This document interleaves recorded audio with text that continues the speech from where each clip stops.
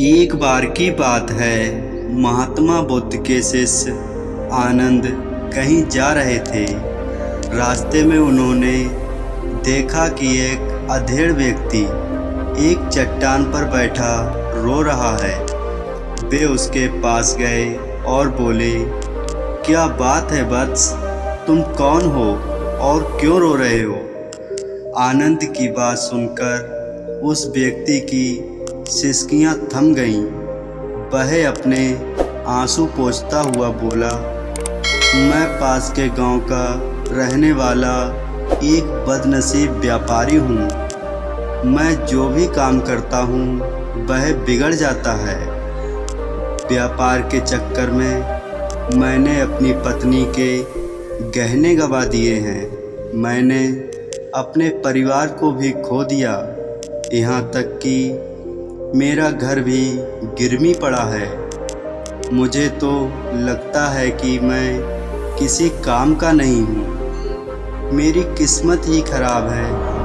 उसकी बात सुनकर आनंद बोले, तुमसे किसने कहा वत्स कि तुम्हारी किस्मत खराब है? जरा मैं भी तो जानूं कि तुम्हारी किस्मत में क्या खराबी है। वह व्यक्ति बोला, पहले मैं खेती करता था, पर हर साल उसमें घाटा होता था। कभी सूखा पड़ जाता तो कभी ज़्यादा बारिश के कारण फसल बर्बाद हो जाती। इससे परेशान होकर मैंने व्यापार करने का निश्चय किया। मैंने पत्नी के गहने बेचकर अपना व्यापार शुरू किया, लेकिन मेरा व्यापार नहीं चला। शुरू में परिवार वालों ने मेरा साथ दिया, लेकिन जैसे जैसे मुझे नुकसान होने लगा, मेरे परिवार वाले भी मुझसे दूर हो गए। मैं ये सब उनके लिए ही कर रहा था, लेकिन अब वे लोग मुझे देखकर नज़रें फेर लेते हैं और मुझे ही मेरे परिवार की दुर्दशा का जिम्मेदार ठहराते हैं। उस व्यक्ति ने एक लंबी सी सांस ली और फिर बोला, मेरा एक मित्र है। उसने भी मेरे साथ अपना व्यापार शुरू किया था। उसका व्यापार अच्छा चल रहा है। वह जब भी मेरे घर आता है तो अपनी सफलता की कहानियाँ सुनाता है। उसकी बातें सुनकर मेरे घर वाले भी कहते हैं कि उसे देख और कुछ सीख। हमें तो लगता है कि तेरे बस का कुछ भी नहीं है।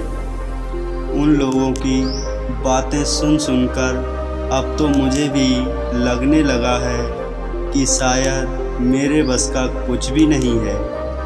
अब तो मुझे अपना जीवन ही व्यर्थ लगने लगा है। मेरे मन में ख्याल आता है कि अपना जीवन समाप्त कर लूं। मैं यहाँ आया भी इसी इरादे से था, लेकिन हिम्मत नहीं कर पाया, इसलिए यहाँ एकांत में बैठा विलाप कर रहा था। आनंद बोले, ओहो, तो यह बात है। वैसे क्या तुम इसके अलावा कुछ और भी कहना चाहते हो? उनकी बात सुनकर वह व्यक्ति बोला, एक और मेरा हर काम खराब हो जाता है, दूसरी ओर मेरा मित्र है जो हर समय मुझे नीचा दिखाने का प्रयत्न करता रहता है। मुझे समझ में ही नहीं आता कि मैं क्या करूं। आनंद बोले, क्या तुम अपने मित्र की बातें सुनकर दुखी हो जाते हो? हाँ, मैं उसकी बातें सुनकर स्वयं दुखी हो जाता हूँ। उस व्यक्ति ने आनंद को जवाब दिया। आनंद ने फिर पूछा, तुम्हें किस बात का दुख होता है? अपने असफल होने का या फिर अपने मित्र के सफल होने का? उनका सवाल सुनकर वह व्यक्ति एक पल के लिए सोच में पड़ गया। फिर वह बोला, अगर सच कहूँ तो मुझे अपने असफल होने का उतना दुख नहीं होता कि जितना मित्र के सफल होने का होता है। अर्थात यदि तुम्हारा मित्र असफल हो जाए तो तुम खुशी होगे? आनंद ने उस व्यक्ति से प्रश्न किया। वह व्यक्ति बोला, हाँ, मुझे बहुत खुशी होगी। इसका मतलब है कि तुम्हारी खुशी तुम्हारे मित्र पर है। आनंद बोले, अगर वह चाहे तो तुम्हें खुश कर सकता है और अगर वह चाहे तो तुम्हें दुखी कर सकता है। तुम स्वयं से ना तो खुश हो सकते हो और ना ही दुखी हो सकते हो। अर्थात तुम अपने मित्र के गुलाम हो गए हो, इसलिए तुम्हारा कुछ नहीं हो सकता। ऐसा ना कहें महात्मन। उस व्यक्ति ने हाथ जोड़ दिए। आपकी बातें सुनकर मुझे कुछ आशा बन रही है। आनंद बोले, जब हम किसी से आशा बांध लेते हैं तो उस पर निर्भर हो जाते हैं। ऐसे में हमारी खुशी और दुख भी उस पर निर्भर करने लगता है। इससे बेहतर है कि तुम अपने आप से आशा बांधो। जब तुम ऐसा करोगे, साथ ही पूरे जतन से काम करोगे, तो तुम्हें सफलता अवश्य प्राप्त होगी। कहते हुए आनंद ने एक पल के लिए उस व्यक्ति को देखा, फिर अपनी बात आगे बढ़ाई।